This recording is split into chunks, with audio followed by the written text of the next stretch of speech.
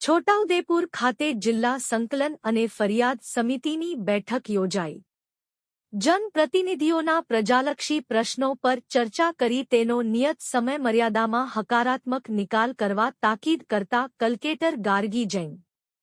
જિલ્લા કલેક્ટર ગાર્ગી જૈનના અધ્યક્ષસ્થાને છોટાઉદેપુર જિલ્લા સેવા સદન ખાતે જિલ્લા સંકલન અને ફરિયાદ સમિતિની બેઠક મળી હતી. આ બેઠકમાં જિલ્લા પંચાયત પ્રમુખ મલકાબહેન પટેલ, સાંસદ જશુભાઈ રાઠવા, ધારાસભ્ય રાજેન્દ્રસિંહ રાઠવા અને અભયસિંહ તડવીની ઉપસ્થિતિમાં આરોગ્ય, શિક્ષણ, મનરેગા, ખાણ ખનીજ, આંગણવાડી, આયોજન કાર્યો, પ્રધાનમંત્રી આદર્શ ગામ યોજના, ગ્રામ પંચાયત દ્વારા વેરા વસૂલાત, ખેડૂત નોંધણી, પાણી વ્યવસ્થા વગેરે બાબતોને સ્પર્શતા પ્રશ્નોની રજૂઆત કરી હતી. સંકલન સમિતિની બેઠકમાં જિલ્લા કલેક્ટરે સંકલન સમિતિના અધિકારીઓને જનપ્રતિનિધિઓના પ્રજાલક્ષી પ્રશ્નો પર ચર્ચા કરી તેનો નિયત સમયમર્યાદામાં હકારાત્મક નિકાલ કરવા તાકીદ કરી હતી.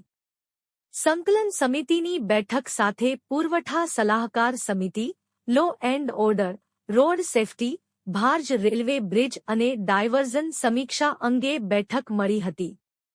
આ બેઠકમાં જિલ્લા વિકાસ અધિકારી સચિન કુમાર, પ્રાયોજના અધિકારી કલ્પેશ કુમાર શર્મા, જિલ્લા પોલીસ અધિક્ષક ઇમ્તિયાઝ શેખ, નિવાસી અધિક કલેક્ટર શૈલેષ ગોકલાણી, પ્રાંત અધિકારી સહિતના અમલીકરણ અધિકારીઓ ઉપસ્થિત રહ્યા હતા.